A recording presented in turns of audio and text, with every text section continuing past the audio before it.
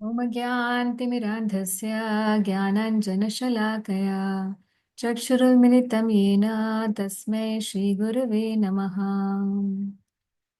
अनर्पितचरिं चिरात् करुणयावतीर्णः कलो समर्पयितुम् उन्नतोज्ज्वलरसां स्वभक्तिश्रियाम् हरिपुरात् सुन्दरद्युतिकदम्बसन्निपितः सदा हृदये कन्दरे सुरतु वः शचिनन्दनः। पञ्चतत्त्वात्मकं कृष्णं भक्तरूपस्वरूपकं भक्तावतारं भक्ताख्यं नमामि भक्तशक्तिकम्। नमो महावदन्याय कृष्णप्रेमप्रदायते कृष्णाय कृष्णचैतन्या नाम्ने गौरत्विषे नमः। चैतन्यः कृष्णचैतन्यो गौराङ्गो द्विजनायकः यतीनां दण्डिनां चैव न्यासिनां च शिरोमणिः रक्ताम्बराधरः श्रीमान् नवद्वीपसुधाकरः प्रेमभक्तिप्रदश्चैव श्रीसचिनन्दनस्तथा। आनन्दलीलामयविग्रहाय हेमाब्धदिव्याच्छविसुन्दराय तस्मै महाप्रेमरसप्रदाय चैतन्यचन्द्राय नमो नमस्ते। चैतन्यचन्द्राय नमो नमस्ते। चैतन्यचन्द्राय नमो नमस्ते। सो आज महाप्रभु के आविर्भाव की दो, आप जानते हैं कि महाप्रभु का आविर्भाव हुआ नवद्वीप में। कहाँ पर हुआ था? नवद्वीप में, है ना? और योगपीठ के नाम से मतलब जगह है। जी, योगपीठ के नाम से भी तो बोलते हैं जगह को। जी, उसको योगपीठ कहा जाता है। जो महाप्रभु का घर है, सची आंगन है, सची माता का आंगन, वो योगपीठ कहलाता है। योगपीठ वो स्थान होता है जहाँ पर अ, भगवान से जीवात्मा और भगवान का मिलन होता है। वो स्थान को योगपीठ कहते हैं। तो भगवान यहाँ अपीयर हुए सची माता के घर पे, और इसीलिए उनका नाम पड़ा निमाई। मगर अभी आप देख रहे हैं कि यहाँ पे तो कोई पिक्चर अलग ही है। ये कहाँ की पिक्चर है?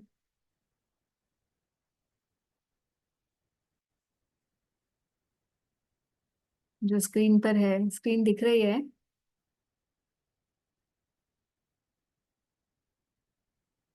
अरे बोल, स्क्रीन दिख रही है आपको? विजिबल है? तो ये कौन सी जगह की आप जानते हैं? कहाँ की पिक्चर है ये? स्क्रीन तो नहीं दिख रही मुझे। स्क्रीन नहीं दिख रही? मुझे तो नहीं दिख रही। दिख रही है माँ जी। दिख रही है। ओके, दिख किस किस रही है माता जी। सबको दिख रही? ओके। सो ये जो जगह है, आप लोग वृंदावन में देख चुके हैं इस जगह को। इस जगह का नाम है इमली तला। वृंदावन की परिक्रमा मार्ग में जमुना जी के सामने है ना। जी माता जी बिल्कुल है। तो इंद्रजीत प्रभु जी, you R G mata ji. Closest to इमली तला राइट नाउ। हाँ जी माता जी। आप इमली तला के क्लोजेस्ट बैठे हुए हैं अभी। माता जी हम तो क्या वृंदावन बोल में रहे हैं। नहीं है? जी माता जी हम तो वृंदावन में। अभी वृंदावन में। ठीक है। तो महाप्रभु के आविर्भाव की कई लीलाएं हैं। मतलब जो सबसे प्रमुख लीला तो है ही, जो नवदीप धाम की लीला है, जिसको आप सब जानते हैं, इसीलिए उस लीला से मैं सब परिचित हैं। अभी आज मैंने ये सोचा कि आज मैं ये दो लीलाएं जो महाप्रभु के आविर्भाव की हैं, जो कि ब्रज में हुई थी, उनके बारे में थोड़ा डिस्कस करना चाह रही थी, क्योंकि आज मैं पढ़ रही थी and I really felt inspired to share this beautiful wonderful pastime of Mahaprabhu. तो इससे पहले कि महाप्रभु नवद्वीप में प्रकट होते, उसकी भूमिका बन चुकी थी ब्रज के अंदर। तो हम पहले कुछ मन में सोचते हैं, और उसके बाद फिर हम उसे अपने इंद्रियों से उसको कार्यरत होकर वो कार्य करते हैं, कार्य संपन्न करते हैं, ना। We think that I will make gujiya today, and then I bring all the material and I start making the gujia, right? Gujia example is for Holi, कि सबके घर में ये चल रहा होगा। तो ऐसे ही महाप्रभु का ये आविर्भाव हो, उससे पहले महाप्रभु के बारे में ये कंसेप्शन कहाँ से आया? वो कंसेप्शन ब्रज से आया। तो हम बोलते हैं कि हर धाम या हर तीर्थ जो भी है, उसका उद्गम स्थान श्री ब्रज धाम है, वृंदावन धाम हर तीर्थ का और हर भगवान की पुरी का उद्गम स्थान। जैसे श्री कृष्ण जो है, he is the fountain head of all incarnations, similarly Braj Dham is the fountain head for all other dhams of the Lord as well as all the puris and the tirthas. Similarly, Braj Dham ही वो मूल है जिसके द्वारा नवद्वीप धाम की रचना हुई। इसके बारे में ये दो बहुत सुंदर प्रसंग हैं। इन प्रसंगों को हम लोग आज पढ़ेंगे, मगर उसको पढ़ने के साथ साथ लीला के साथ साथ लीला का बैकग्राउंड समझेंगे।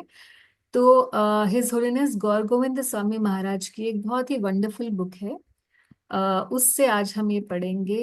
I am opening the chapter 1 of the embankment of separation.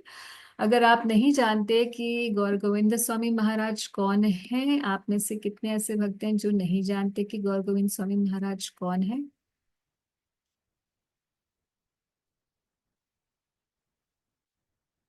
अच्छा, कौन कौन जानता है कि गौर गोविंद स्वामी महाराज कौन है? हरि भक्ति प्रभु जानते हैं, व्रत सखी, यस माता जी। व्रत सखी जानती है। Okay, great. Anyone else who knows? नहीं जानते बाकी लोग? ओके, सो गौर गोविंद स्वामी महाराज, हिज होलीनेस गौर गोविंद स्वामी महाराज जी का मैं इंट्रोडक्शन पहले दे देती हूँ कि कौन है। महाराज प्रभुपाद जी के शिष्य हैं, सन्यासी डिसाइपल थे। मतलब महाराज नित्य लीला प्रविष्ट हैं, और he is one of those figures who have inspired me the most in ISKCON. So much so कि जब मैं पहले इस्कॉन में आई, तो सबसे पहले जिस गुरु के विषय में प्रभुपाद जी के बाद अगर किसी इनिशिएटिंग स्पिरिचुअल मास्टर के बारे में मैंने सुना, तो वो इनके बारे में सुना। और जैसे ही मैंने इनके आधे घंटे में इनके बारे में सुन रही थी, मैं बिल्कुल नई थी इस्कॉन में, जैसे ही मैंने इनके बारे में सुना, आधे घंटा मैं सुन रही थी, इमीडिएटली मैंने मन में डिसाइड कर लिया कि he is my spiritual master. मैं ऐसे गुरु की तलाश में हूँ। और उसके 5 मिनट बाद मुझे ये पता चला कि महाराज आज से कुछ साल पहले नित्य लीला प्रविष्ट हो चुके हैं। तो definitely it was very difficult for me at that time, क्योंकि एकदम से मन में धारणा आ गई और एकदम से ही ऐसा भी हो गया। तो फिर मैंने सोचा कि somehow or the other I have to take shelter of his teachings, क्योंकि साधु के वचन ही साधु का असली संग है। तो ऑलमोस्ट मैंने महाराज की, I can not say that all, may B I am not even aware कौन कौन सी हैं, बट गोपाल जी पब्लिकेशन जो है, ये एक पब्लिकेशन हाउस है विद इन इस्कॉन, मतलब इस्कॉन का ही है कह सकते हैं। महाराज जी के शिष्यों ने गोपाल जी पब्लिकेशन हाउस बनाया, और महाराज जी को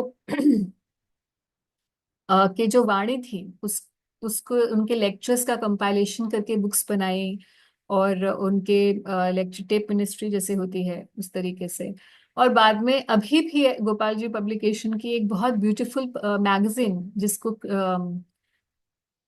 कृष्ण कथामृतम बिंदु के नाम से माधवानंद प्रभु पब्लिश करते हैं। और it's a weekly, not weekly, it's a fortnightly magazine.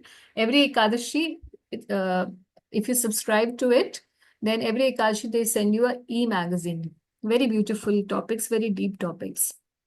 And they always have one or the two beautiful, this pastimes described by His Holiness Gaur Govind Swami Maharaj. So Gaur Govind Swami Maharaj जो थे, पहले उड़िया भक्त थे, और पहले अपने पिछले आश्रम में महाराज जी गृहस्थ आश्रम में थे, मगर उनको हमेशा से भगवान की तलाश थी, और उनको ऐसे गुरु की तलाश थी जो गौर और गोविंद, यानी कि महाप्रभु और श्री कृष्ण दोनों के तत्व को जानता हो और उन्हें उन दोनों का सम्मिलित तत्व समझा सके, ऐसे गुरु की तलाश थी। तो महाराज ने अपने जैसे अ, आयु हुई 50 वर्ष इत्यादि, तो उस समय महाराज ने अपना संन्यास अपने आप जानते हैं संन्यास आश्रम लेने से पहले जो संन्यास की सबसे निचली सीढ़ी होती है, कुटीचा बहुधा जो सीढ़ियां होती हैं, उससे पहले कि परिव्राजकाचार्य बने कोई, तो उसमें होता ही है कि आपको अपने गांव से बाहर आप रहने लग जाते हैं, और मतलब अपना घर घर त्याग देते हैं, मगर एज सच सन्यासी उस तरीके से उस कोटि के नहीं बने होते हैं। अपने घर को त्याग करके विरक्ति का सूचना दे देते हैं, और फिर घर वाले ही आकर प्रसाद दे रहे होते हैं, but this person doesn't go back to home. तो महाराज ऐसे रह रहे थे। फिर महाराज को एक बार महाराज श्रील प्रभुपाद जी से ऐसे मिले कि महाराज भ्रमण कर रहे थे कि मुझे ऐसे गुरु के, मतलब ऑलरेडी डिटैच हो चुके थे फैमिली लाइफ से, and Maharaj was looking for a spiritual master. तो महाराज एक उसमें पहुंचे जहाँ प्रभुपाद जी बड़े बड़े ये पंडाल प्रोग्राम्स करते थे उस समय इंडिया में, प्रभुपाद। तो I think it was Bombay if I am not mistaken, कि Prabhupada was doing this pandal program. और प्रभुपाद जी को सुनते ही, उनसे मिलते ही जो नहीं, आई थिंक इट वाज नॉट, हाँ इट वाज इन वृंदावन। तो जैसे ही महाराज ने प्रभुपाद जी के संपर्क में आए, तो उन्होंने जैसे प्रेरणा हो जाती है ना, भगवत प्रेरणा हो जाती है कि ये वो व्यक्ति हैं जिनकी मैं तलाश कर रहा था। तो प्रभुपाद जी ने से मिलने के लिए गए, तो अंग्रेजी भक्त थे, तो थोड़ा सा उनका एटीट्यूड ये था कि who is this person who has come to meet. तो नहीं नहीं, अभी प्रभुपाद से नहीं मिल सकते। तो प्रभुपाद जी ने बोला no no, you send this person. तो प्रभुपाद जी से मिले, और प्रभुपाद जी ने पहली मीटिंग में ही बोला, प्रभुपाद जी से पहले मीटिंग में गौर गोविंद स्वामी महाराज ने बोला कि महाराज मुझे आप संन्यास दे दीजिए, फर्स्ट मीटिंग में। और उस समय आप सोचे कि अभी भी इस कॉन में संन्यास मिलना तो बहुत ही मुश्किल है, उस समय भी बहुत मुश्किल था, क्योंकि अभी कोई हरिनाम दीक्षा नहीं हुई, ब्राह्मण दीक्षा नहीं हुई, और सीधा संन्यास की बात कर रहे हैं।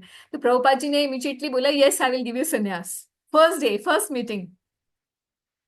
तो सारे अंग्रेजी जो भक्त थे प्रभुपाद जी के डिसाइबल्स से सोचने लगे ये क्या भाई, ये कौन स्पेशल आ गया जिसको आज पहली मीटिंग में महाराज आप संन्यास देने वाले हैं। तो प्रभुपाद जी ने बोला कि आप बहुत जन्मों से भक्ति कर मतलब महाराज जी के लिए बोला कि बहुत जन्मों से भक्ति कर रहे हैं, और ये ऑलरेडी सिद्ध सिद्ध की होने की अवस्था में है। तो इससे आप अपना कंपैरिजन मत करो। आप लोग तो आज इस जन्म में आपने भक्ति करना शुरू किया है। मतलब he always used to speak very heavy, very high of Gaur Govind Swami Maharaj, Srila Prabhupada. और श्रील प्रभुपाद जी के शिष्य बने। प्रभुपाद जी ने इनको बोला कि उड़िया भाषा में मेरी सारी बुक्स का ट्रांसलेशन आप करिए। और भेजा कहाँ महाराज को, उड़ीसा में, सॉरी भुवनेश्वर में भेजा। भुवनेश्वर में एक ऐसा स्थान था जो शहर से दूर था, जहां पर जंगल था पूरा, और उसमें इतना घना जंगल था वो कि वहां पर दिन में भी कोई जाता नहीं था। क्यों? क्योंकि वहां पर ये प्रचलित था कि यहाँ पे भूत रहते हैं। It was a haunted ghostly place. तो महाराज को भेज दिया, महाराज को बोला प्रभुपाद जी ने कि यहीं पर मंदिर बनाना है, आप वहां जाके अपनी कुटिया बनाओ और वहीं रहो, और वहां पर से प्रीचिंग शुरू करो। तो महाराज ने बोला अरे ये जंगल में मैं किसको प्रीच करूंगा। और एनीवेज गुरु आज्ञा समझ के उन्होंने वहां पे अपने आप एक कुटिया बनाई छोटी सी, और कुटिया में रहने लगे। और naturally it was very difficult, क्योंकि कोई कोई था ही नहीं, अकेले महाराज रहे थे पूरे जंगल के अंदर अकेले। आप में से कितने लोग भुवनेश्वर मंदिर गए हैं, इस्कॉन टेम्पल? माता जी मैं गया हूँ। माता जी अभी इंद्र या सो आप, ये वही जगह है महाराज की, जो आपने देखी है महाराज के, अगर भुवनेश्वर टेम्पल आप गए हैं तो भुवनेश्वर टेम्पल में महाराज की समाधि भी है, गौर गोविंद स्वामी महाराज की। आपने दर्शन किए या आपने शायद ध्यान I नहीं have दिया? missed it. Yeah, Mata ji, I think so. I've missed it. So one of his samadhis is there. That was his preaching center. That was his preaching center. So Then that's on the ground floor, Mata ji. ऐसे नीचे बना हुआ है, फिर ऊपर बना हुआ है हाँ तो Bhubaneswar temple. So like when you go आप तो वो तो टेम्पल आ जाता है, हाँ हम ऊपर जाते हैं तभी। हाँ, महाराज का वहां पे है स्थान।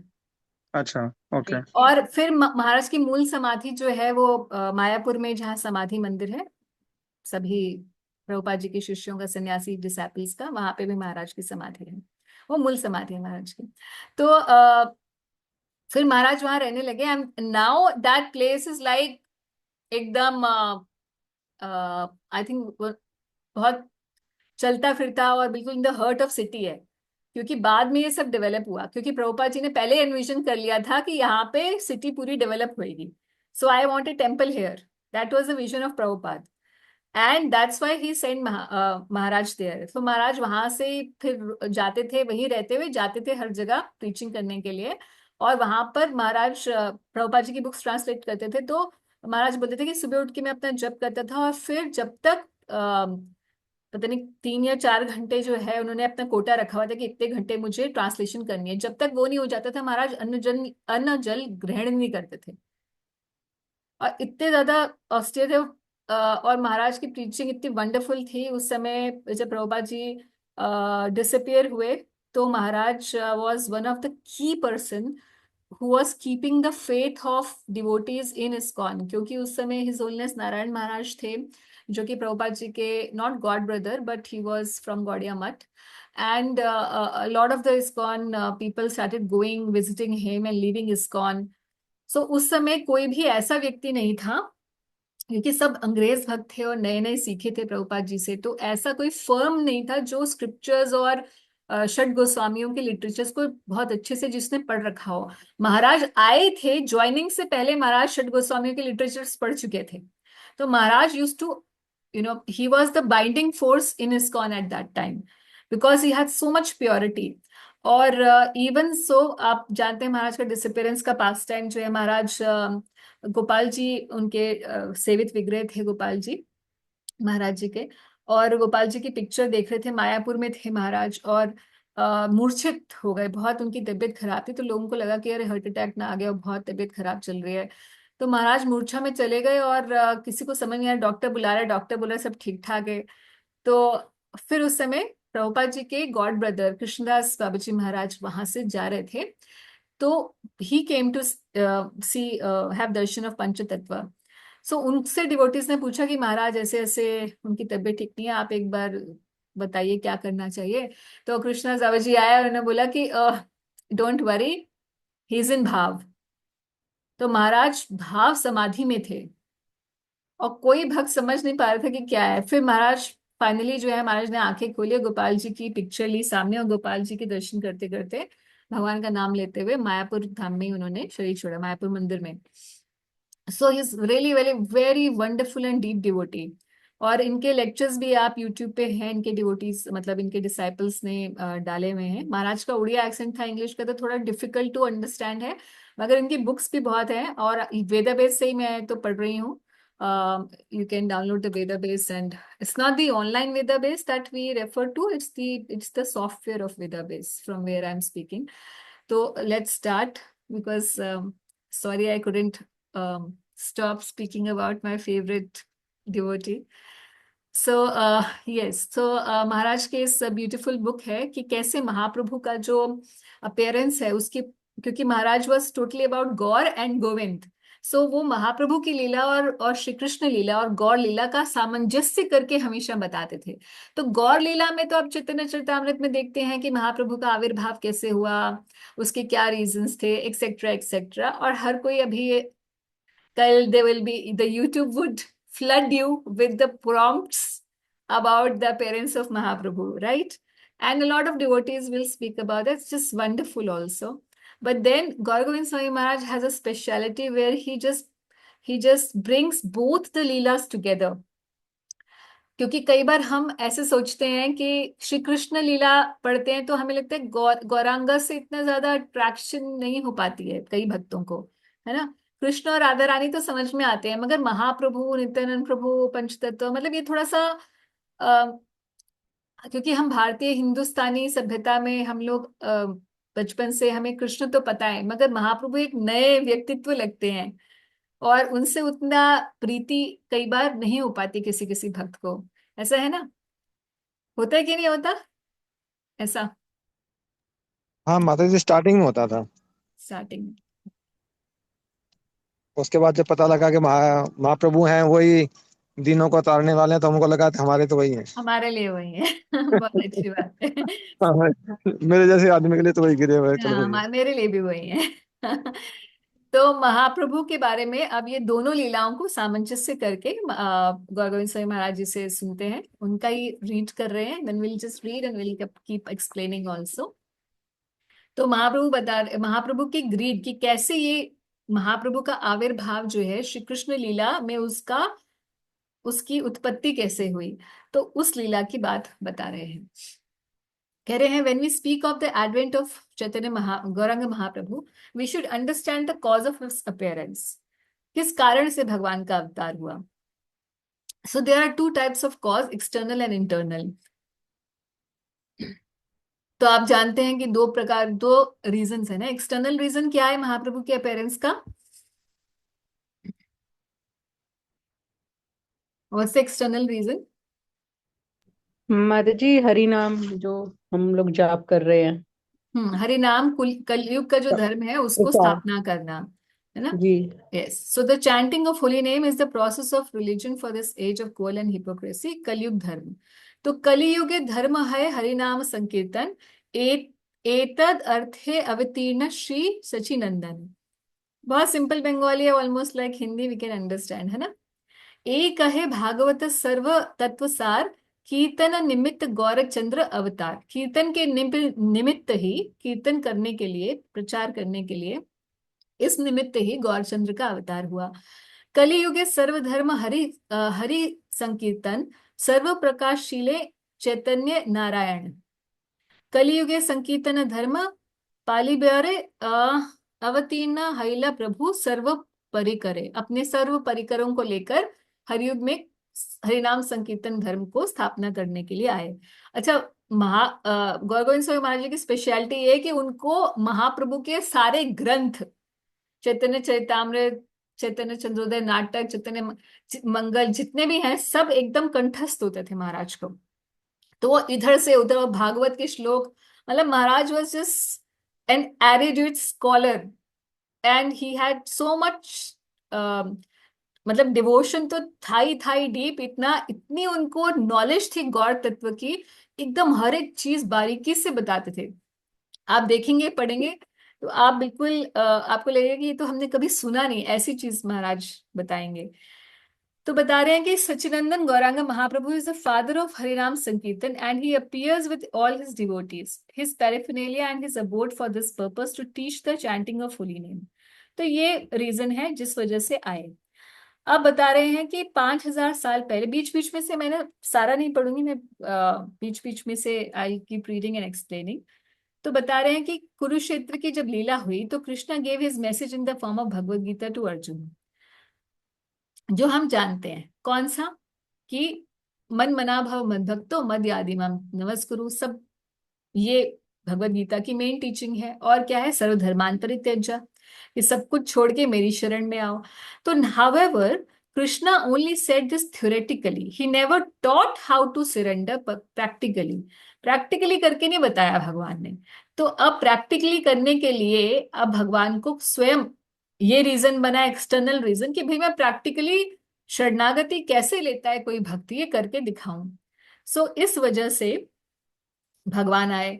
सो कह रहे हैं कि एंड कृष्ण कृष्ण अपने आप से कह रहे हैं कि I have only spoken this theoretically, I have not practically demonstrated how to surrender. So Krishna came as Gauranga Mahaprabhu. तो युग धर्म की स्थापना की भगवान ने और आए। तो ये बात तो बिल्कुल ठीक है। अब आते हैं कि उनका इंटरनल रीजन क्या था महाप्रभु के आने का। सो this is the external cause, जिसको बहिरंग कारण कहते हैं। अब इसके अलावा एक अंतरंग कारण है।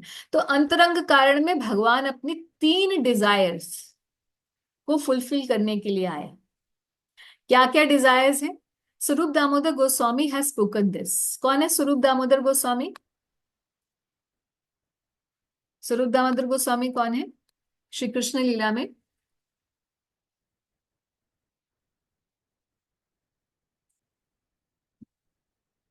बताइए भाई।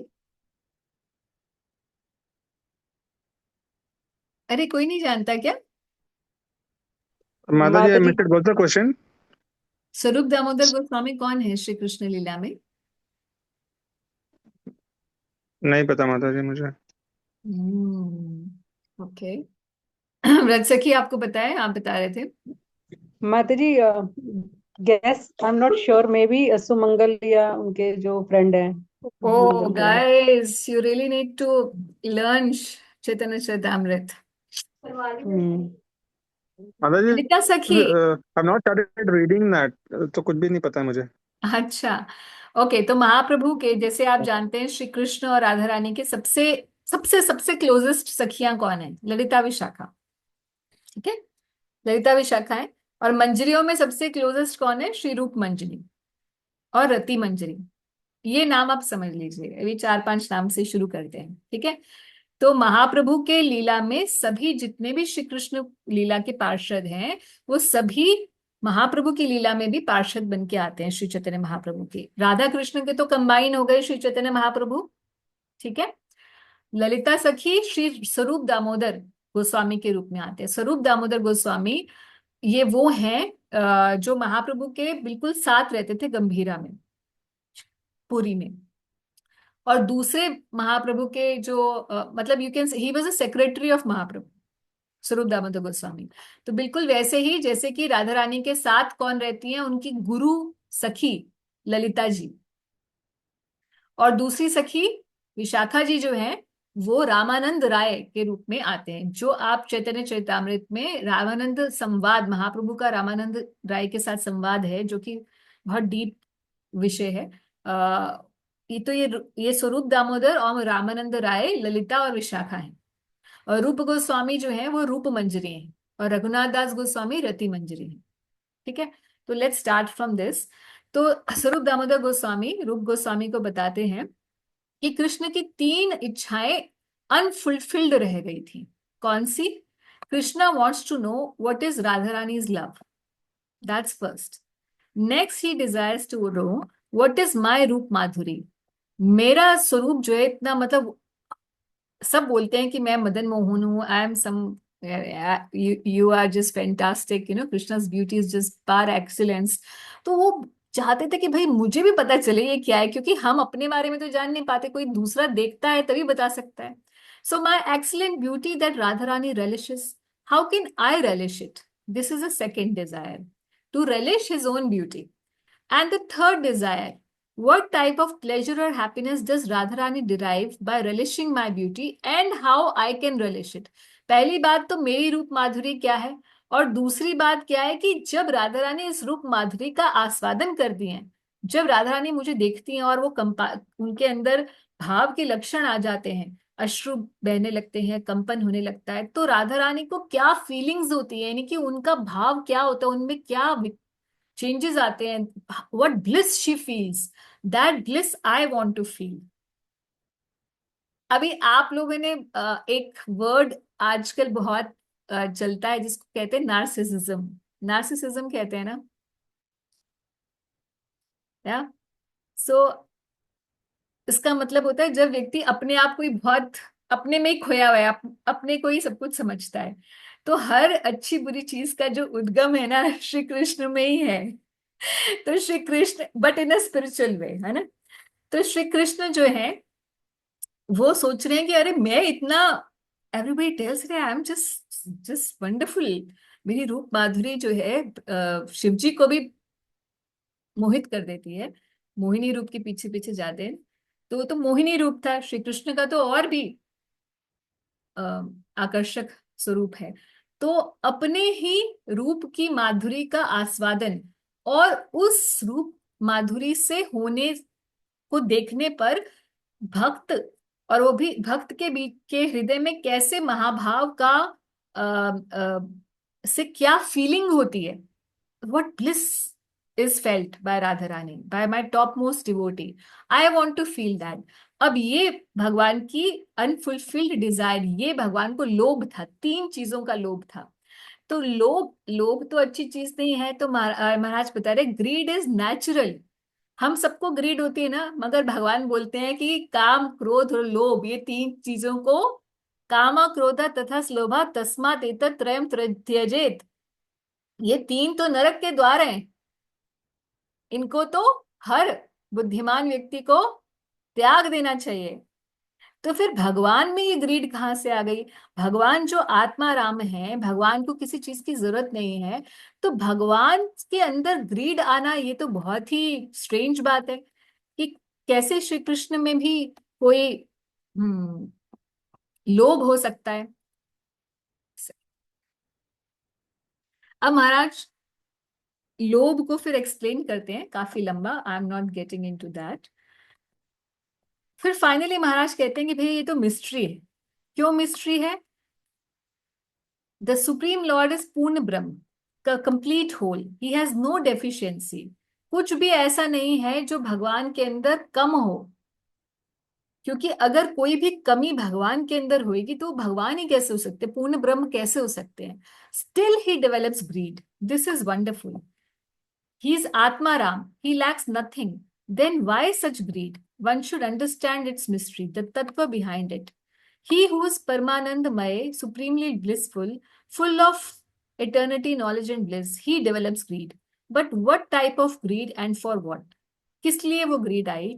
ये ग्रीड को अगर हम समझेंगे तो हम समझ पाएंगे महाप्रभु को के आविर्भाव को। हाँ जी व्रत सखी। माता जी सॉरी, आप अगर कुछ पढ़ रहे हो तो वो हमें यहाँ शेयर स्क्रीन पे दिख नहीं रहा है। इज इट कि आपको स्क्रीन नहीं दिख रही है? सब नहीं माता जी, बस वो एक टेम्पल की फोटो ही शुरू से वही दिख रही है बस। अच्छा, एक सेकेंड, लेट मी स्टॉप शेयर। कुछ पिछली बार भी शेयरिंग में दिक्कत हुई थी ना? आई एम हाँ रीडिंग जी। This folio. एक second, let me share again. Can you see now? Yes mata ji, green border अभी वाला अभी है माता जी। ओ ये गाइस, पहले बता देते। पिछली बार भी जब पूरी क्लास खत्म हुई तो होने वाली थी, तब किसी भक्त ने बताया कि स्क्रीन तो दिख ही नहीं रही है। ओके एनीवेज तो अब ग्रीड ऑफ लॉर्ड विष्णु, तो महाराज बता रहे हैं कि हर एक अवतार में भगवान की ग्रीड है। उसी ग्रीड की चलते वो दूसरा अवतार लेते हैं। मतलब ऐसे नहीं कि आपकी और मेरी ग्रीड होती है कि आज जलेबी खा ले, आज पूड़ी खा ले, हलवा खा ले। हम सबको लोभ होता है ना, कुछ कुछ तो लोभ होता ही है हर किसी को, मगर ये लोभ का उद्गम भी ये ठाकुर जी में ही है हमारे। क्या कह रहे हैं कि the greed of lord Vishnu, भगवान विष्णु को भी कुछ लोभ है। क्या लोभ है? पहला बताते हैं, हिरण्यकशिप महा कि श्री कृष्ण जब मतलब भगवान विष्णु के स्वरूप में बता रहे हैं कि Vishnu the lord of Vaikuntha develop some greed, he wants to fight, but because he is Bhagavan and he has 6 opulences, तो भैया किसके साथ लड़ाई करें? तो भगवान की ये ग्रीड है कि भाई मेरे को कोई मिल जाए लड़ने के लिए, मैं किसी के साथ 2 हाथ करूं, अपने 4 हाथ, 4 हाथ कहते हैं ना, 4 हाथ करूं तो पता चले कि मेरे अंदर कुछ है कि नहीं है। तो भगवान की इस डिजायर को फुलफिल करने के लिए योग माया ऐसी लीला रचती है। और लीला रच के भगवान, जो 4 कुमार आते हैं, 4 कुमार का फिर जय विजय से संवाद होता है। और आप जानते हैं कि भगवान के भक्त जो हैं जय विजय, उनको श्राप मिलता है कि आप ही अगले 3 जन्म लेंगे और भगवान के साथ युद्ध करेंगे। तो हिरण्यकशिपु और हिरण्याक्ष के रूप में आते हैं और भगवान को कि इस ग्रीड को भगवान सेटिस्फाई करते हैं, अपने लोभ को सेटिस्फाई करने के लिए बेचारे जय विजय की। एनीवेज, तो भगवान को भी कुछ ना कुछ ग्रीड है, देखिए, है ना? तो this greed of Vishnu is described in Shrimad Bhagavatam. तो भगवान का ये लोभ भागवत में तीसरे स्कंद में, 7वें स्कंद में आता है। और of course this today I also want to say that, क्योंकि आज होली दहन का पर्व है, तो आप में से हो सकता है कोई भक्त लोग, कोई लोग करते हैं, होली दहन होती है आप लोगों के यहाँ पर, एज अ रिचुअल करते हैं आप लोग? यस माता जी। ओके, आप करते हैं तो ठीक है। आज तो शाम को नहीं है, आज रात को है, बट या 11:30 का है, but like everybody is doing it at 8:30 types only, 8:30 पर ही कर रहे हैं, ऐसा क्यों? बिकॉज इतनी 11:30 तक कोई वेट ही नहीं करता। लगेगा नहीं, 11:30 Like last year also we had the similar thing, like the Muhurat was late, but then they did it like quite early only. So then हमें हमारे पास भी choice होता नहीं है, like we have to do it at that time only then. Oh, but in that case, better not to do practically today. Hmm. No, because the Mahurat is only for 40-45 minutes only. या but the So, point is मुहूर्त में ये होता है ना प्रभु जी की मुहूर्त में आप स्टार्ट कर दो ना अगर, फिर वो hmm. चलती रहे बाद में, कोई दिक्कत नहीं है। मुहूर्त is for starting, not for completion. अच्छा, नो, बिकॉज वो कंप्लीशन का भी बताते कि 45 मिनट्स का ही सिर्फ विंडो है। नहीं नहीं नहीं नहीं नहीं नहीं, मुहूर्त का मतलब ही ये होता है, जैसे राम मंदिर जब खुला था तो आप जानते हैं कि हम्म। सिर्फ 2 मिनट का मुहूर्त निकला था, उससे पहले का मुहूर्त नहीं था और उसके बाद का नहीं था, तो उस 2 मिनट मुहूर्त का हाँ, मतलब उसमें शुरू कर देंगे हम, करेक्ट। Have to start. फिर वो या। जलती रहे, चाहे सुबह तक जलती रहे, बुझेगी तो सुबह तक ही, दैट डज। हम्म। क्योंकि अभी करेक्ट। के समय में करना, इस समय में करना तो इज वेरी अनऑस्पिशियस, क्योंकि भद्रा चल इज रही गोइंग ऑन, है, यस। तो टेन फोर्टी करेक्ट। फाइव तक भद्रा है, तो तब तक हम्म। तो नहीं करना चाहिए। एनीवेज, तो ये जो राइट। होलिका का जो समय होता है, होलिका दहन का, ये बहुत ही आ, देखिए, अच्छाई वाले लोगों के लिए ये बहुत अच्छा है, और बुराई वाले लोगों के लिए भी ये बहुत अच्छा है। अब ये कैसे है, आप जानते हैं बहुत सारे तांत्रिक होते हैं ना, वो आज के दिन बैठकर, क्योंकि ये महारात्रियों में से है, जो महारात्रियां होती हैं उनमें बहुत पोटेंसी होती है। अगर किसी को कोई मंत्र सिद्ध करना होता है, जैसे हम लोग भी अपना मंत्र करते हैं ना, गुरु मंत्र जिनको मिला होता है, जो दीक्षा मंत्र मिला है, अगर जैसे गोपाल मंत्र है या इत्यादि, जो सिद्ध करना चाहते हैं, तो सबसे अच्छा टाइम होता है ये महारात्रियां। अब ये this is not the typical ISKCON language that I am speaking, but अगर आप नाम, अगर कुछ भी नहीं तो नाम जप अगर आप करेंगे, कल जब चंद्र ग्रहण होगा दिन में, ग्रहण के समय और महारात्रियों के समय सारे काम छोड़ के मंत्र जाप करना चाहिए। बहुत जल्दी मंत्र में सिद्धि प्राप्त होती है। तो जितने तांत्रिक आज देखें, यहाँ सब बैठ जाएंगे अपने तंत्र को सिद्ध करने के लिए, और हो भी जाएंगे, क्योंकि ये जो महारात्रि होती है उसके अंदर इतनी एक शक्ति होती है उसके अंदर, कि चाहे आप उस शक्ति को, जैसे इलेक्ट्रिसिटी है, आप उससे पानी गर्म भी कर सकते हैं और उससे पानी ठंडा भी कर सकते हैं, उसको कूलर में ले जाओ या उससे हीटर में ले जाओ, आपकी इच्छा है, राइट। तो उसी तरीके से this energy in the cosmos is present today, whether you take it in the, आप अगर आप भगवान के भक्त हैं तो इसको, उस एनर्जी को टैप इन कर सकते हैं, और अगर आप दूसरे नेगेटिव चीजों की तरफ जो जाते हैं, वो उसको टैप इन करते हैं। इसीलिए आप जानते हैं हमारे बड़े बूढ़े, हमारी माँ इत्यादि सब बोलते थे कि भाई होली है, बहाने जाना, शाम को समय, शाम के समय मत जाओ, क्योंकि ये this is a time when negative energies, आज के दिन स्पेसिफिकली, और दिवाली है या जो बाकी महारात्रियां होती हैं, उस दिन बहुत ज्यादा they try to tap in and they look for, let's say, शिकार अपने ढूंढते हैं। ठीक है, तो हम भगवान के भक्त तो प्रोटेक्टेड रहते हैं भगवान की एनर्जी से, but one should always be on guard, watch for these things. क्योंकि आप जानते हैं प्रहलाद जी को लेकर ये सिम्हिका जो थी, जिनको बाद में होलिका बोला जाता है, हिरण्यकशिपु की बहन, वो बैठ गई थी, क्यों? क्योंकि उनमें सिद्धि थी यही कि मैं आग से नहीं जलूंगी। तो थी कौन? राक्षसी थी। तो राक्षसों की जो एनर्जी है, वो भी इस समय finally, by by spiritual energy of Prahlad Maharaj, she was burn, and by the grace of the lord she was burn. तो भगवान तो अल्टीमेटली प्रोटेक्ट करते हैं, मगर ये राक्षसी आसुरी जो प्रवृत्तियां हैं, क्योंकि वही मुहूर्त बनता है, उसमें उनकी एक बढ़ोतरी होती है। अंत में भले ही ऐसा जरूर है कि भगवान के भक्त का कभी भी विनाश नहीं होता, भगवान स्वयं प्रकट होके उसकी रक्षा करते हैं, मगर इनके लिए भी वही मुहूर्त बनता है प्रॉस्पर करने के लिए। तो हिरण्यकशिपु के का मेंशन आया, तो I just happen to tell that. थोड़ा ये, अब हम वापस से गौर लीला में आते हैं, ठीक है। अच्छा, द ग्रीड ऑफ नरसिंह देव। अभी नरसिंह देव को भी कुछ लोभ था, क्या लोभ था? Then came the greed of Narasimha Dev. तो नरसिंह देव का क्या फॉर्म है? एक उग्र फॉर्म है और एक अन अ अन उग्र फॉर्म है, यानी कि शांत फॉर्म है। तो एक उग्र और एक शांत नरसिंहदेव। तो भगवान जब नरसिंहदेव ने हिरण्यकशिपु का वध किया, तो उसके बाद बहुत क्रोध में भगवान, और उनको कोई भी शांत नहीं कर पा रहा था। तो प्रहलाद महाराज ने जाकर भगवान को काम डाउन किया, शांत किया, और फिर भगवान ने उनको गोद में बिठाया, है ना।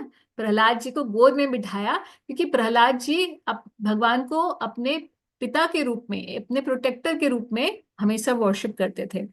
तो the Narasimha Dev then he sat his dear devotee Prahlad upon his lap as if he was his own son. At that time vatsalya prem, paternal love and affection developed in Narasimha Dev. अब नरसिंह देव के मन में आया कि अरे वाह भाई, कोई मुझे भी, मैं इसको बच्चे की तरह कर रहा हूँ, कितना अच्छा सुख लग रहा है मुझे अपना बच्चा समझ के इसको। ऐसे ही अगर कोई मेरा माँ बाप बन जाए और मैं बच्चा बनूं, तो कितना मजा आए। तो भगवान हमारे जो है ना, ये रसिक शेखर हैं। इनको अलग अलग भक्तों से रस का आदान प्रदान करना, यही इनका बिजनेस है, यही काम करते हैं ये 24/7। तो इनको ये लगा कि भाई अरे, in this way, so he's saying, I'll quote Maharaj. So Narsimhadev developed the type of greed. How can I sit on the lap of my father and relish this ras? In this incarnation, my father is a stone pillar. मैं तो खंबे से पैदा हुआ हूँ, अब मैं क्या करूँ, इससे कैसे रिलिश करूँ? So from then on, after Narsimhadev, all incarnations of the Lord accepted a father and mother to fulfill this greed. ये पॉइंट हमने कभी, मैंने तो सुना नहीं था कि ऐसा भी भगवान का हर एक इनकारनेशन में कुछ कुछ ग्रीड है जो अगली में वो सेटिस्फाई करते हैं। अच्छा, ग्रीड ऑफ लॉर्ड राम, भगवान राम के केस में क्या ग्रीड हो सकता है? एक तो बता रहे महाराज की भगवान के फ्रेंड्स थे सुग्रीव और विभीषण, ऐसे भगवान राम के सखा थे ना, सखावत थे। but they would not climb on the shoulders or snatch food from his mouth. Then they were even afraid that their legs may touch Lord Ram's body because they thought that this would be offensive. Their friendship is sambraham sakhya, friendship with awe and reverence. तो बहुत friends भी हैं, मगर थोड़ा गौरव साख्य भी इसे कहते हैं, कि भगवान का गौरव भी उनका ऐश्वर्य भी उनके मन में हमेशा रहता है। तो friendship but with of and reverence, like formal friendship, right. तो अब भगवान राम में भी ऐसा ग्रीड आने लगा। क्या ग्रीड आया? कि भाई काश ऐसा हो कि मेरे ऐसे दोस्त हों जो मेरे ऊपर चढ़े, मेरे से गुल्ली डंडा खेलें और छीना झपटी करें। तो इस तरीके से भगवान राम के अवतार में ये उनको मजा करने को नहीं मिला। So in the pastime of Lord Ram, this type of sakhyarak is not relished. Therefore, Ram developed greed for it. How can I relish it? That desire was fulfilled in Krishna अवतार। तो हर अवतार में भगवान के कुछ रह जाते हैं कि भाई ये चीज तो मेरी रह गई, है ना। तो अब अगले वाले में होगा। एक और रस है माधुर्य रस। जो राम अवतार में माधुर्य रस तो था भगवान के पास, था कि नहीं था? था ना, सीता जी थी तो माधुर्य रस तो था, मगर भगवान एक पत्नी व्रत थे उसमें, तो मर्यादा में रहते थे। और फिर सीता जी से बहुत वियोग भी हो गया। तो इसीलिए अब यहाँ पे बहुत टेक्निकल बात शुरू हो जाएगी उज्जवल नीलमणि की, कि कितने टाइप के सेपरेशन होते हैं, कितने टाइप का मिलन होता है। वो हम नहीं करेंगे क्योंकि वो टेक्निकल स्टफ है। And let's move ahead from there. So yes, so finally, हाँ, तो रामलीला में स्वकीय रस तो भगवान ने relish किया, मगर परकीय रस नहीं relish किया। परकीय रस मतलब क्या होता है? आप जानते हैं ना परकीय रस क्या होता है? क्या होता है परकीय रस और स्वकीय रस? माता जी, प्रक्रिया रस है कि if you are married to your husband but you have love and feelings for the other person, other, जैसे गोपियों को विवाहित थी मगर उनको प्रेम था कृष्ण से। तो ये परकीय रस है। तो हाँ भगवान, जी। हाँ, तो परकीय हम किस संप्रदाय, हम जिस संप्रदाय में, उसमें कौन सा रस है?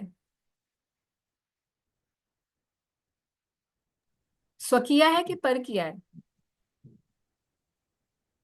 गौड़ीय वैष्णव परकीय रस की उपासना करते हैं।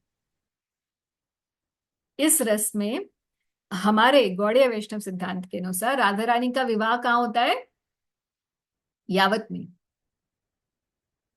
ठीक है, यानी कि राधा रानी का विवाह श्री कृष्ण से नहीं होता, तो किससे होता है? श्री कृष्ण की परछाई, जिसका नाम क्या है? Abhimanyu.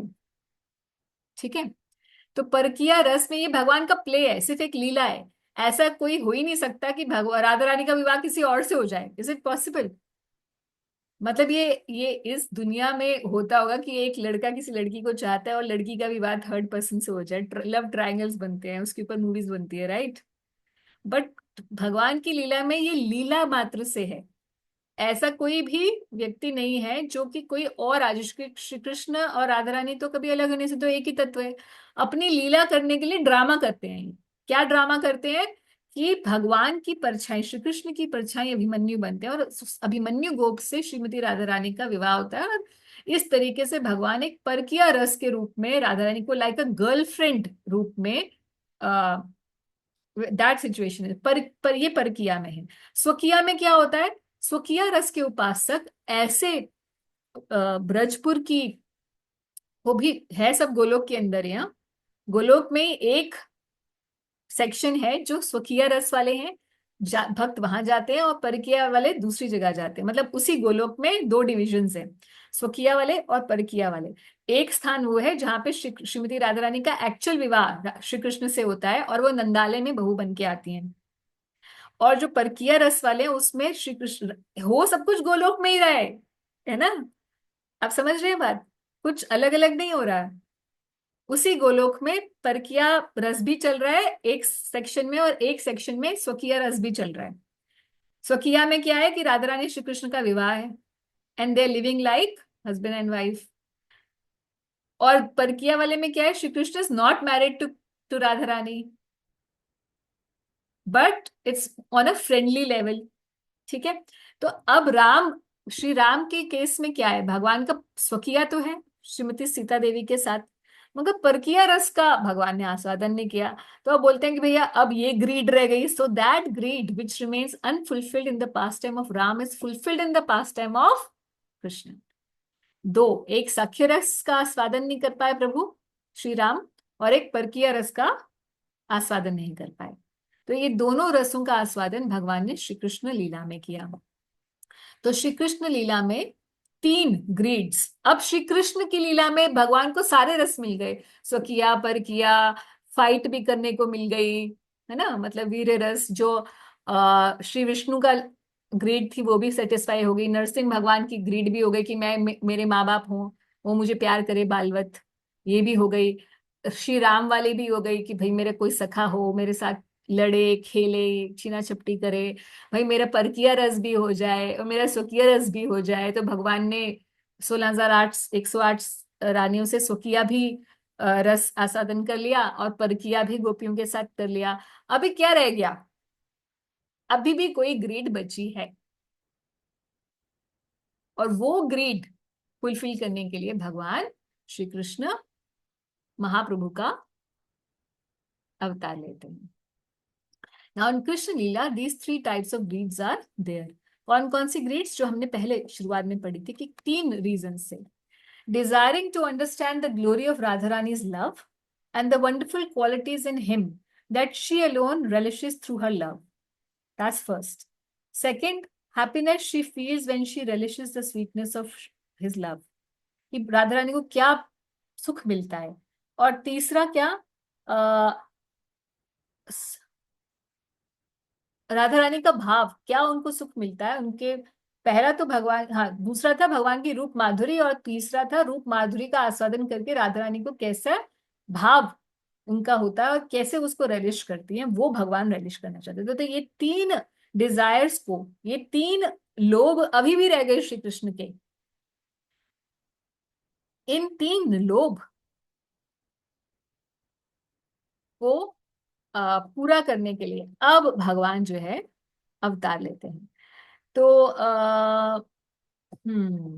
so because these three greeds remain unfulfilled in Krishna Lila, to fulfill them, Krishna appears from the womb of Sachi Mata as Sri Chaitanya Mahaprabhu. This is the internal cause of Mahaprabhu's appearance. So therefore, Sarup Damodar has used the word lobhat, meaning from greed. This word is most significant. तो एक word को स्वरूप दामोदर गोस्वामी के एक word लोभ क्यों शब्द इस्तेमाल किया महाप्रभु के अपीयरेंस के लिए, स्वरूप दामोदर गोस्वामी ने लोभ शब्द क्यों इस्तेमाल किया, इस लोभ के कारण महाप्रभु श्री कृष्ण महाप्रभु के रूप में आए, ये बोला स्वरूप दामोदर गोस्वामी ने। इस लोभ शब्द का आप देख रहे हैं महाराज का एक्सप्लेनेशन, सारी लीलाएं खोल के रख दी कि हर लीला में क्या क्या लोभ था। ये this is when you hear from acharyas ना, this is the such a blessing. ये जब आचार्यों की टीका, उनकी एक्सप्लेनेशन और उनके द्वारा जब तत्व को जानने मिलता है, तब हमें वास्तविक भगवान के जो लीलाएं समझ में आती हैं। नहीं तो हम ऐसे बस एक वर्ड पढ़ते हैं और आगे चल चल पड़ते हैं विदाउट इवन कंसिडरिंग कि उसका डीप मीनिंग कितना हो सकता है। सो चैप्टर 2, अब वो लीला महाराज बताना शुरू करते हैं, बेगर ऑफ प्रेम। सो इसमें दो लीलाएं हैं। एक तो लीला है जो यहाँ इधर स्क्रीन पर दिख रही है आपको, ये वाली स्क्रीन जिसमें दो पिक्चर्स हैं। यस माता जी दिख रही है। तो ये बेगर ऑफ प्रेम वाली लीला है और एक ये इमली तला वाली लीला है। दो अलग अलग समय पर अलग अलग प्रकार से भगवान ने लीला की है। सो पहली लीला हम दोनों लीलाओं का शुरुआत सेम है, मगर उनका अम, बाद में जो रूपांतरण है वो अलग है। तो पहले हम लोग लीला बताते हैं ये वाली, जिसमें the beggar of prem, how Krishna becomes the beggar of Prem.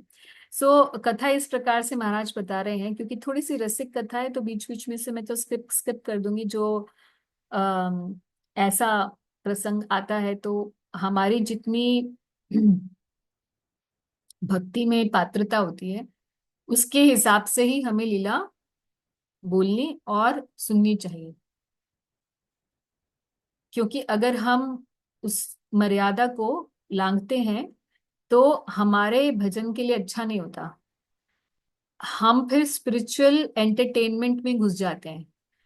And that entertainment we get from Shrimati Radha Rani and Shri Krishna.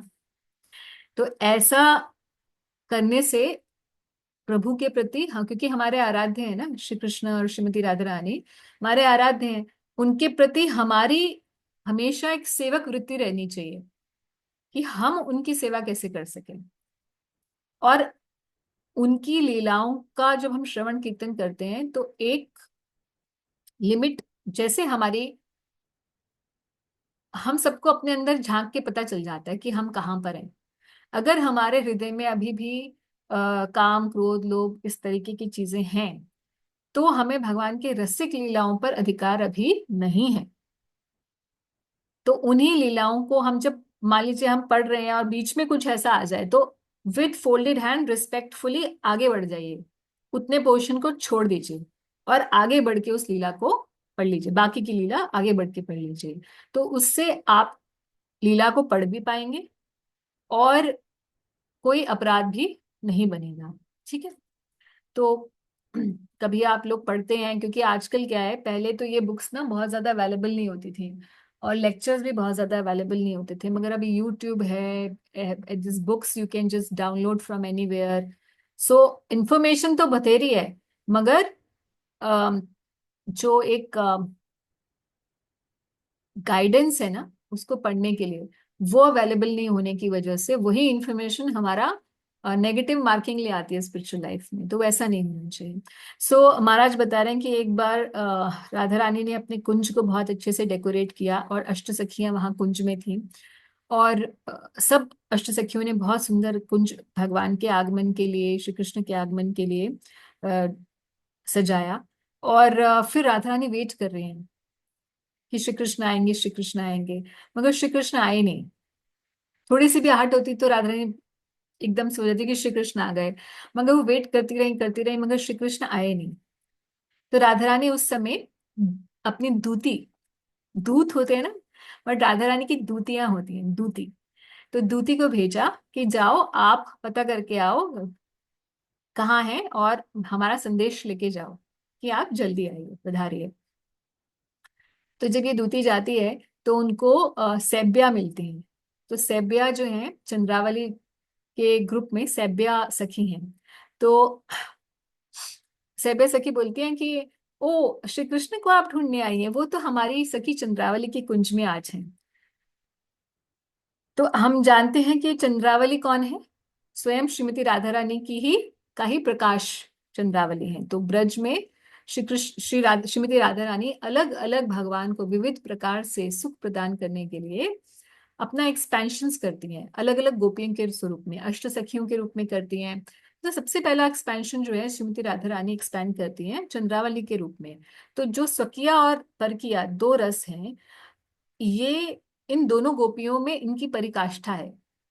परकीय रस जो है जिसमें भगवान को ऐसा समझा जाता है कि he is mine, so Radha Rani considers Krishna is mine, and Chandravali has the mood that I belong to Krishna.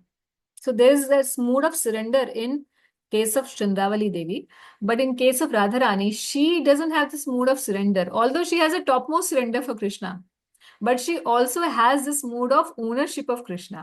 कि Krishna belongs to me. He's my property. So this mood is even more superior to the mood of Chandravali. तो अब भगवान क्यों चंद्रावली के कुंज में जाते हैं? क्या he is like a Casanova, जैसे कोई लड़का इधर घूम रहा है फिर उधर घूम रहा है? It's not like that.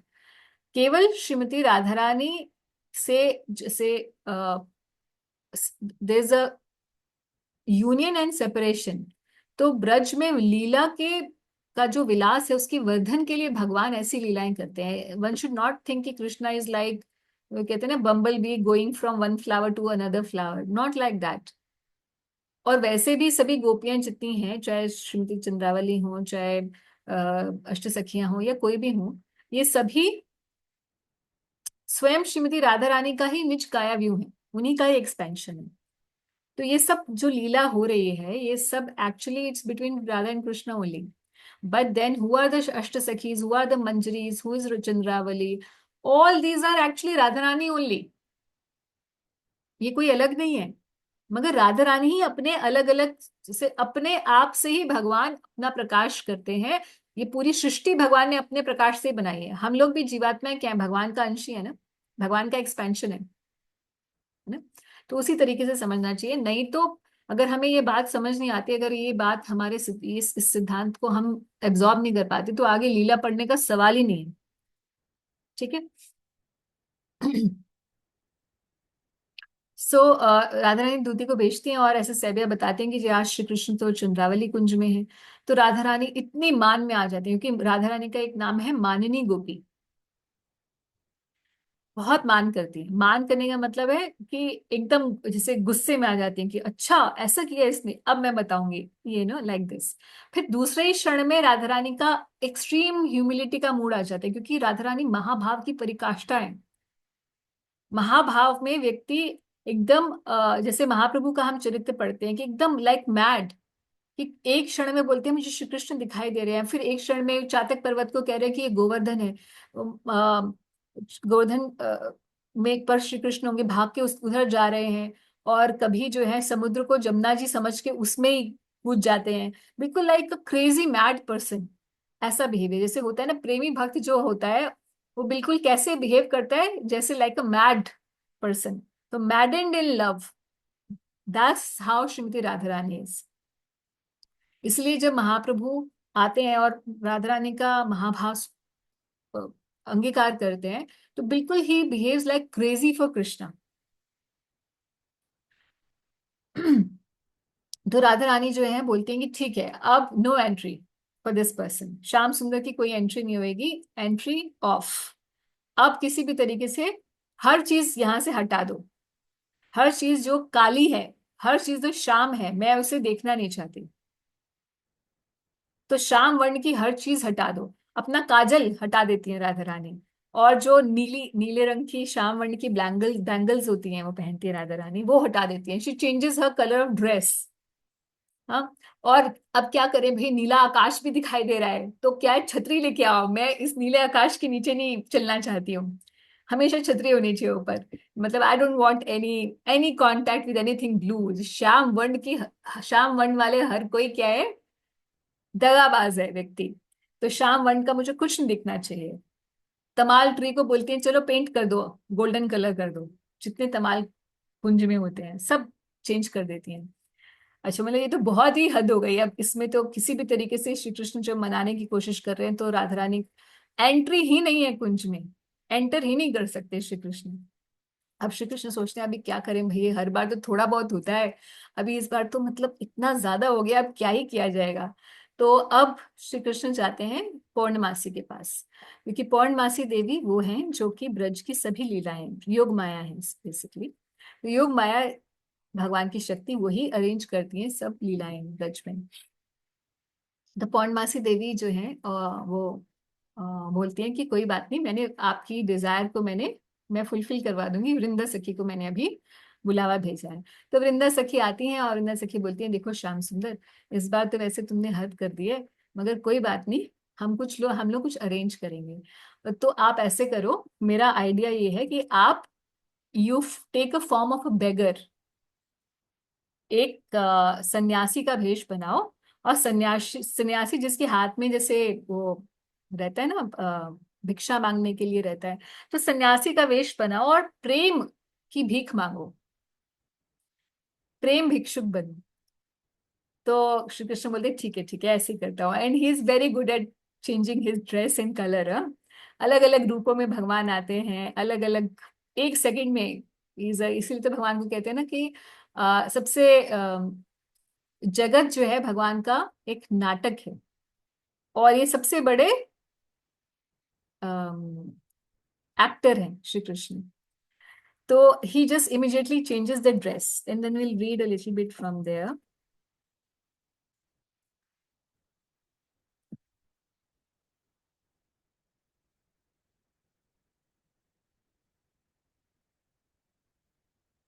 Okay. So, can somebody please volunteer to read a little bit? कोई भक्त पढ़ना चाहेगा थोड़ा? मैं बोल के थोड़ा सा थक गई। इंद्रजीत प्रभु जी, would you like to read please? हाँ मतलब ये ट्राई करता हूँ, मैं एक्चुअली मोबाइल पे था तो मैं देखता अच्छा, हूँ मोबाइल कैसे। नहीं, कोई लैपटॉप पे बैठा हो वो करिए, क्योंकि मोबाइल में मुश्किल होगा। कोई लैपटॉप पे बैठा हो? जी माता जी। हाँ माता जी, आप थोड़ा पढ़िए यहाँ से। वृंदा said. Ji.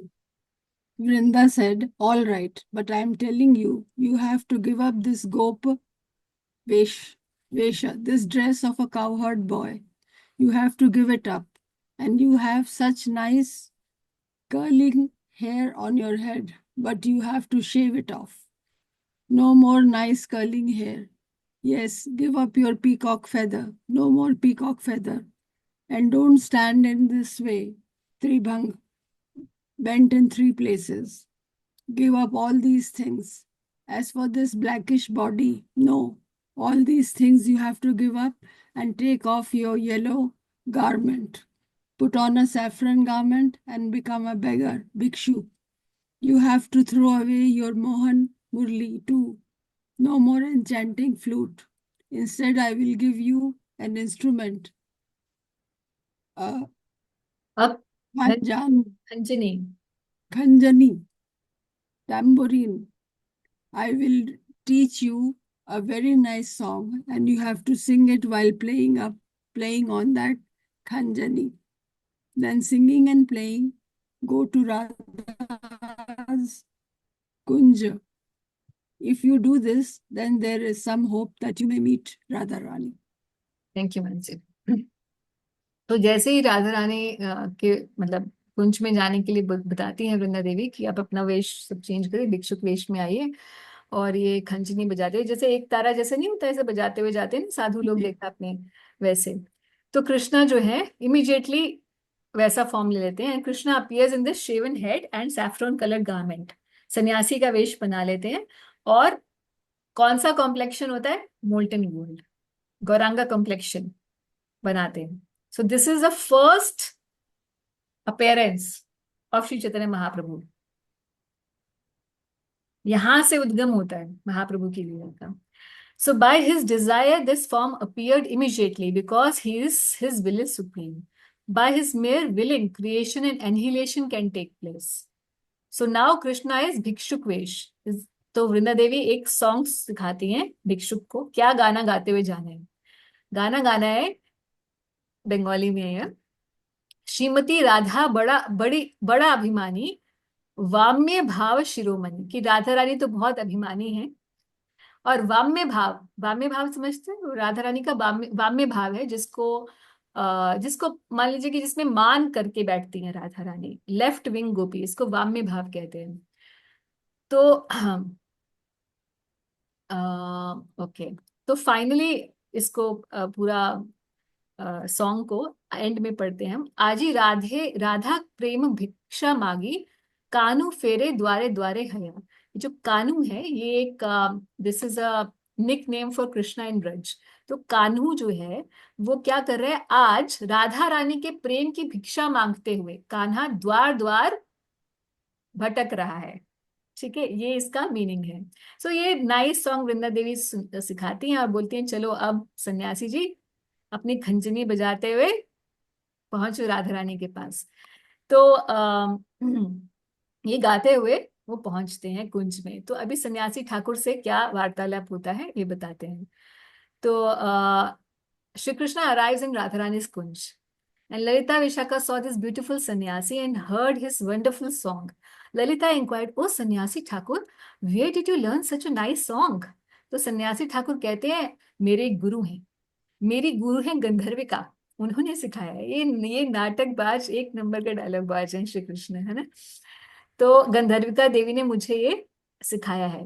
Then Vishakha said asked, Why have you come here? What do you want, सन्यासी ठाकुर? क्या चाहिए आपको?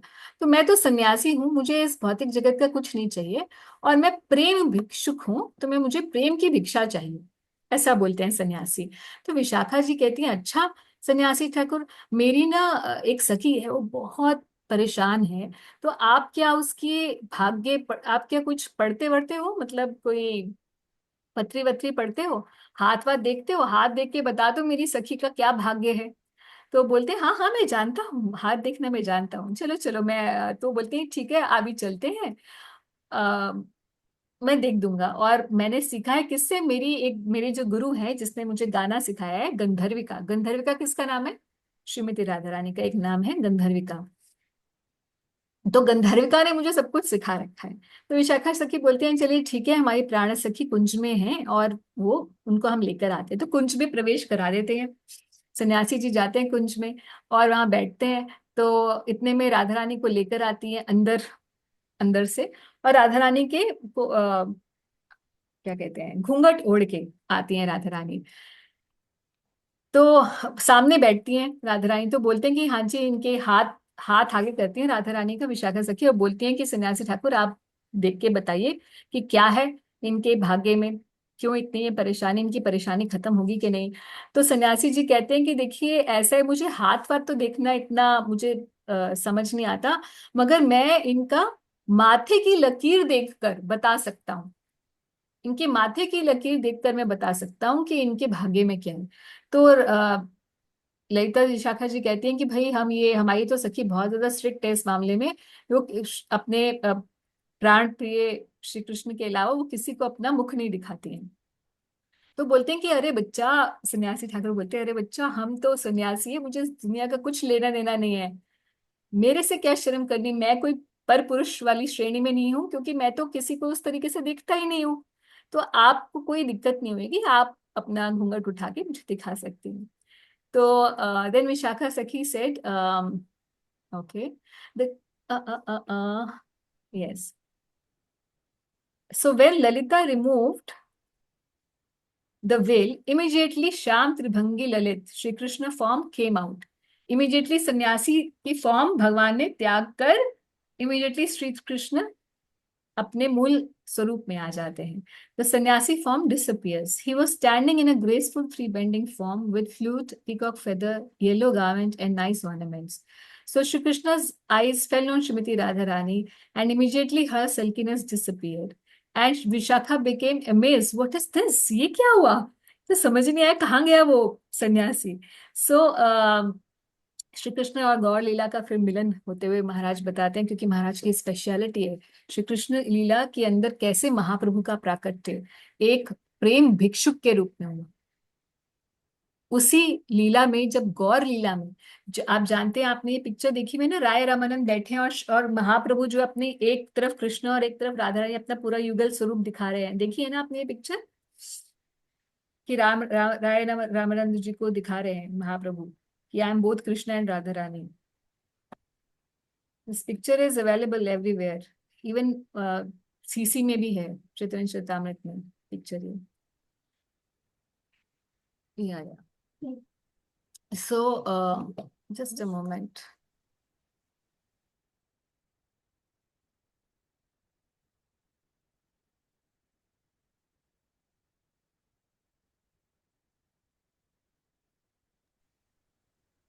Sorry, this is power break है.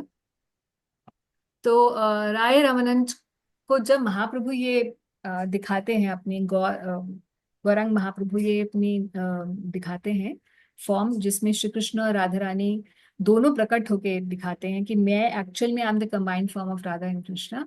तो ये रामानंद राय वही विशाखा सखी हैं, और सेम वही विशाखा सखी जब ये प्रेम भिक्षुक को देखती हैं कि अरे ये क्या हुआ, सन्यासी से क्या बन गए श्री कृष्ण. और यहाँ गौर लीला में क्या होता है, वही विशाखा सखी रामानंद राय के रूप में है, और रामानंद राय के सामने वही महाप्रभु श्री कृष्ण है, और वही महाप्रभु अब भिक्षुक क्या दिखा रहे हैं, श्री कृष्ण फॉर्म. तो same lila repeats both in Krishna lila and Gaur Leela.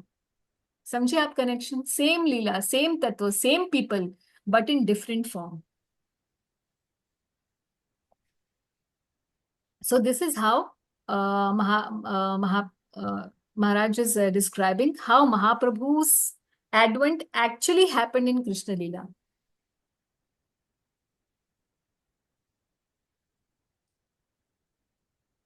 As a प्रेम भिक्षुक, और वही प्रेम भिक्षुक के रूप में फिर महाप्रभु प्रकट होते हैं, और फिर इसी भाव को, जो 3 ग्रीड्स थी श्री कृष्ण की, कि मेरे अंदर मेरी रूप माधुरी क्या है, मेरी रूप माधुरी का आस्वादन करके श्रीमती राधा रानी को कैसा प्लेजर फील होता है, उनका जो महाभाव है वो मुझे भी रेलिश करना है.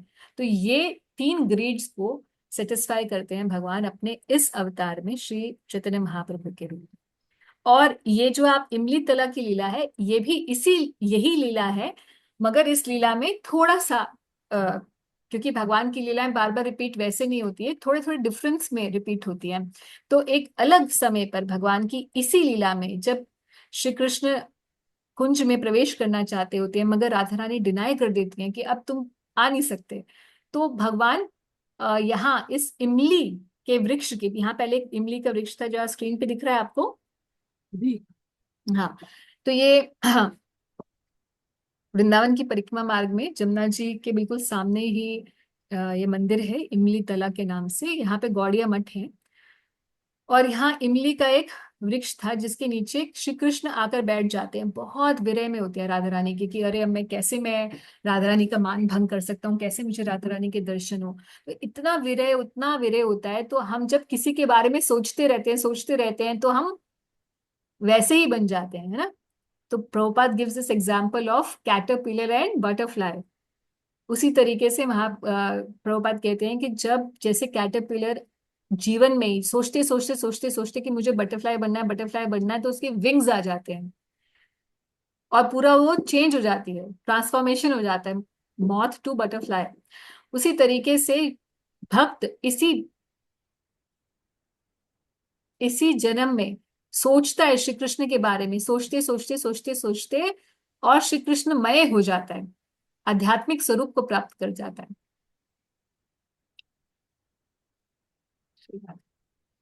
तो उसी तरीके से श्री कृष्ण जो है यहाँ बैठते हैं इस इमली के वृक्ष के नीचे, और राधा रानी के वियोग में इतना ज्यादा खो जाते हैं कि उनका जो पूरा बॉडी का कलर है वो श्रीमती राधा रानी का कलर हो जाता है, उनका श्याम वर्ण ढक जाता है और राधा रानी का जो गोल्डन कलर है, जो कि महाभाव का कलर है, वो प्रकट हो जाता है। और सारी गोपियां देखती हैं कि ये क्या हुआ, ये कौन सा, हे श्याम सुंदर आपका ये कौन सा कलर है, ये आपका ये क्या हो गया आपको, हमने तो कभी, हमें तो आप श्याम सुंदर दिखते हो, आप तो गौर वर्ण के हो गए।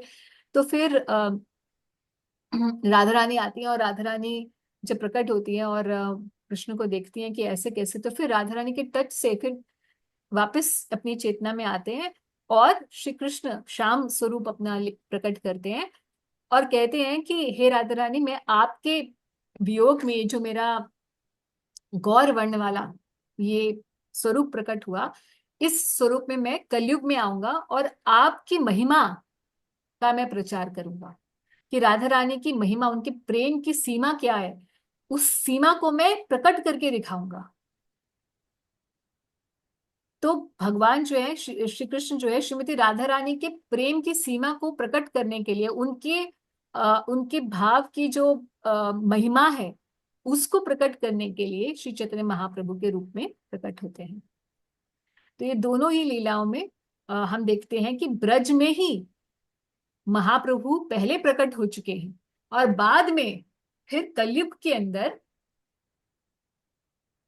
एक पूरा युग चला गया, यानी कि द्वापर में भगवान ऑलरेडी ये लीला कर चुके थे महाप्रभु वाली, और फिर एक युग बाद कलयुग में भगवान श्री चैतन्य महाप्रभु के रूप में प्रकट होते हैं, कलयुग पावन सच्चिनंदन गौर हरि के रूप में। ठीक, तो यहीं पर हम लोग विराम देते हैं। आई होप कुछ हम लोग रेलिश कर पाए महाप्रभु के बारे में। And tomorrow because we have Mahaprabhu's appearance day, तो there are a lot of prayers that we can do. Of course, जिसने सीसी नहीं पढ़ी है तो सीसी आदि लीला में आप देखिए, सीसी आदि लीला खोलेंगे आप तो there is one chapter external reasons for Mahaprabhu's appearance and then one another chapter internal reasons about Mahaprabhu's appearance. तो दो अलग अलग चैप्टर हैं, उसको आप पढ़ सकते हैं। That's to begin with. अगर आप महाप्रभु के बारे में इतना नहीं पढ़े हुए हैं पहले चैतन्य में तो वो पढ़िए। साथ ही एक 108 names of Mahaprabhu are there, Ashtottara Shata Mahaprabhu का जो 108 नेम्स है उनको हम रिसाइट कर सकते हैं। देन देर इज सार्वभौम शतक, 100 prayers in glorification of Mahaprabhu, that can also be recited. और उसके अलावा बहुत सारे और भजन है भक्तिविनोद ठाकुर जी के, नरोत्तम दास ठाकुर जी के, उनको आप गा सकते हैं। तो जिस भी रूप में जो भी आपको सरल लगे, फिलॉसफी पढ़ना चाहते हैं या रस में डूबना चाहते हैं, जैसा भी आप चाहें, but all these beautiful ways of connecting with Mahaprabhu are available. So for tomorrow, we can just take advantage of all these leelas, this beautiful can go in कीर्तन। सबसे अच्छा है कि महाप्रभु क्योंकि संकीर्तन का प्रचार करने आए थे, तो अगर पॉसिबल हो तो कल भक्त लोग बैठ के कीर्तन करिए, ये कीर्तन में सम्मिलित होइए तो बहुत अच्छा है। नाम जब बढ़ाइए, क्योंकि अल्टीमेटली भगवान श्री कृष्ण और राधा रानी से तो हमें प्रेम मिल सकता है, मगर बहुत लंबी सड़क है। मगर जो प्रेम देने के लिए ही भगवान का एक ऐसा अवतार हुआ, जैसे नरसिंह भगवान का अवतार सिर्फ प्राइमरीली फॉर प्रोटेक्शन है, उसी तरीके से महाप्रभु का जो हमारे लिए इम्पोर्टेंस है वो है कि महाप्रभु प्रेम देने के लिए आए हैं। His incarnation is specifically for giving प्रेम, इसलिए महाप्रभु से प्रेम मिलना बहुत आसान है। Directly going to Radha and Krishna is very difficult, बाकी वहां से हमें प्रेम मिलेगा, थोड़ा लंबा रास्ता हो जाएगा। But from Mahaprabhu it becomes very very easy. इसीलिए tomorrow is a very special day for all Gaudiya Vaishnavas, and I hope that we make use of this beautiful special day. So अगर कोई question है तो लेते हैं, नहीं तो हम लोग समापन करते हैं।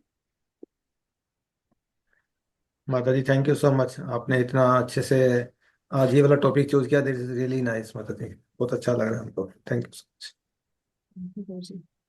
जी, ठीक है, shall we close?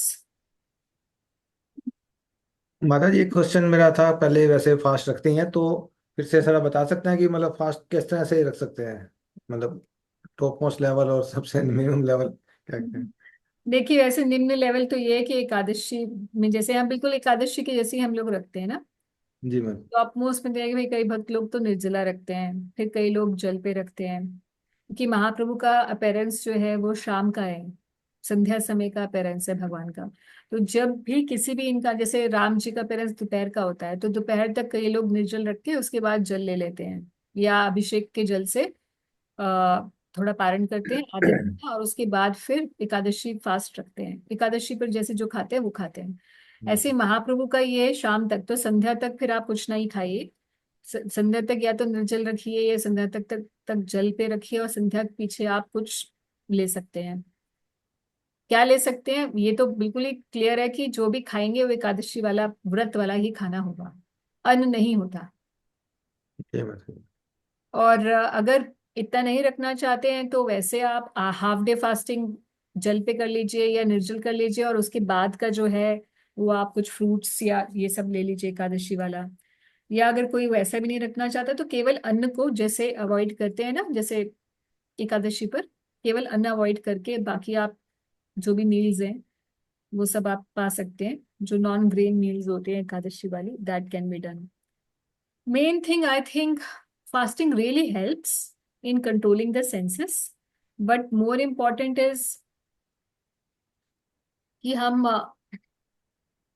Hearing chanting करें, मतलब कुछ महाप्रभु के बारे में पढ़े, नहीं तो सिर्फ भूखे रहने से तो भगवान मिलते नहीं है, भजन से भगवान मिलते हैं, राइट? भूखा रहना इसलिए इंपॉर्टेंट होता है क्योंकि हमारी सेंसेस थोड़ी कंट्रोल में रहती है। जब हम खा पी लेते हैं ना बहुत ज्यादा, उसके बाद नींद आती है, डलनेस होती है, स्लो डाउन हो जाता है, हम इतने अलर्ट नहीं होते हैं। सो भूखे रहने से ये हेल्प रहती है कि आपका टाइम जो है उस चीजों में ना लग के, खाने में, खाना बनाने में, इन सब चीजों में टाइम नहीं लगता, and you can give that time for hearing और चैंटिंग। बट अगर किसी की वैसी स्थिति नहीं है, और मान लीजिए कभी किसी को लगता है कि नहीं बहुत फास्टिंग हो गई, अभी एकादशी थी, अब ये है, हेल्थ के प्लस एज फैक्टर भी होता है, तो मेन इंपॉर्टेंट चीज फिर आपको हियरिंग एंड चैंटिंग पे लगानी चाहिए कि हाँ मुझे इतने सेट नंबर ऑफ राउंड्स करने ही हैं आज, है ना, आज may be I can chant 64 rounds, और may be I can, if I am chanting 16 rounds I can double, I can do 32 rounds. कुछ एक ऐसा अपना लेके चलिए कि इतना मुझे संकल्प लेके चलिए कि मैं इतना तो करूंगा महाप्रभु की प्रसन्नता के लिए। और then you can take a lot of prayers, कि कोई कोई भजन है जो आपको आते हो, है, जैसे गौरंगेरा दुति पदा, यार भजन संपदा, ये वाला है, या श्री कृष्ण चैतन्य प्रभु जीवे दया करी, है ना, वैसे वाला कोई भी, जो भी आपको, जो भी आपको अच्छे लगते हैं भजन, वो आप हाफ एन आवर अपना भजन के लिए रखिए कि I will sing bhajan for half an hour Mahaprabhu की ग्लोरिफिकेशन में। फिर half an hour I will read, या 1 hour I will read Chaitanya Charitamrita. अलग अलग महाप्रभु की लीलाएं पहले ही सिलेक्ट कर सकते हैं, कौन कौन सी लीला मुझे पसंद है, ये वाली लीलाएं मैं पढ़ूंगा। पढ़ के ऊंचे स्वर में पढ़ के भगवान को सुनाइए, महाप्रभु की पिक्चर के सामने, या आपके घर में गौर नेता है तो उनके सामने। तो भगवान की लीला पढ़ के भगवान को सुनाते हैं ना, वो ज्यादा अच्छा है राधा दिन की हम बैठे और बस, हम रीडिंग कैसे करते हैं ना, मेंटल रीडिंग करते हैं ना चुपचाप, उससे ज्यादा अच्छा ये है कि हम कुछ पढ़ के भगवान को ही सुनाए, भगवान के पिक्चर के सामने। तो ऐसा कर सकते हैं। और फिर जिनके घर में गौनेताएं हैं वो तो अभिषेक इत्यादि सब करेंगे ही, दैट कैन बी डन। आप मंदिर के पास है तो आप जाइए और मंदिर में जो अभिषेक है उसको, उसमें पार्टिसिपेट कर सकते हैं। तो that is also very beautiful. If somebody wants to cook something nice, क्योंकि महाप्रभु को बहुत शाक बहुत पसंद है, तो मेथी, पालक, ये वाली सब्जियां महाप्रभु को पसंद है। सो दिस, हाँ, एंड केले की सब्जी, all Bengali stuff, he likes that, and he loves bananas. अगर महाप्रभु को प्रसन्न प्रसन्न करना है तो आप बताइए, सच्ची माता क्या बोलती थी कि अरे अरे ये काम कर दे, मैं एक केला दूंगी। तो महाप्रभु उसके लालच में, कैन यू बिलीव, मतलब टॉफी चॉकलेट तो आजकल के बच्चे बट महाप्रभु लव्स दिस, तो आप वो ऑफर कर सकते हैं, very humble offerings, but actually this actually connects us with the Leela of the Lord, है ना। तो इस तरीके से कर सकते हैं। बहुत सारे ऐसे जितना आप पढ़ेंगे ना उतना आप उनके बारे में जानेंगे, और जब जानेंगे तो फिर ही आप कनेक्ट कर पाएंगे उस डीटी से, नहीं तो पॉसिबल नहीं है सिर्फ। अब जैसे आज हमने कोई लीला पढ़ी तो हमें पता है कि हाँ ये कैसे समागम है, कोई गौरांगा कोई अलग से कोई कैरेक्टर नहीं है, जो पंचतत्व कोई अलग से कैरेक्टर नहीं है, वही स्वरूप दामोदर, वही ललिता सखी है, वही विशाखा सखी है, मगर अब स्वरूप डिफरेंट है, एक साधक स्वरूप में आए हैं भगवान। तो जितना हम पढ़ेंगे उतनी हमारे अंदर ये सब चीजें इम्बाइब होंगी, उतना ही हमारे अंदर ना भाव बनता है। नहीं तो डिवोटीज बोलते रहते हैं हमारा तो भाव ही नहीं आता इनके प्रति, या हमारे तो कुछ होता ही नहीं है, स्फूर्ति ही नहीं होती, वी डोंट फील एनीथिंग। जब हम भगवान के सामने होते हैं हमें क्या बोलना है, हमें क्या प्रे करना है, वो इसीलिए नहीं आता क्योंकि हम पढ़ नहीं रहे हैं। पढ़े पढ़े बिना नहीं हो सकता कुछ भी, केवल कथाएं सुन सुन के नहीं होता। सो पढ़ेंगे तो और 10 चीजें पता चलेंगी। इसलिए चैतन्य चरितामृत पढ़िए। और अगर कोई भक्त जो है चैतन्य चरितामृत का ये भी कर सकते हैं कि कल से संकल्प उठा लीजिए कि मैं सीसी पढ़ूंगा रोज, या मैं अगले 2 साल में सीसी कंप्लीट करूंगा। अब चाहे रोज करूं या वीकेंड पे जैसे भी समय मिले, ऐसा कुछ संकल्प ले सकते हैं। तो so tomorrow is that special day when mercy will flow. तो हम कोई चीज जो नहीं कर पाते ना, वो कृपा से वो हो जाती है। तो इसीलिए ये जो सेल डेज होते हैं ना, when you don't have the purchase capacity but the sale is on, you can even buy your favorite thing at the lower price. So these are ये जो ये जो तिथियां होती है जिनमें हरिवास होता है, इनमें ये they are like sale days. We don't have the purchase capacity to have prem, but we want to have prem. So take advantage of the sale day. ठीक है। जी mata ji, thank you so much. Thank you आप सबका। आप सबके साथ साथ मेरा भी आज रीडिंग हो गई अच्छी। Thank you very much. Hare Krishna. Thank you so much, Mataji. Dandavat Pranam. Hare Krishna. वांछा कल्पतरुभ्यश्च कृपा सिंधु अनंत कोटि वैष्णव।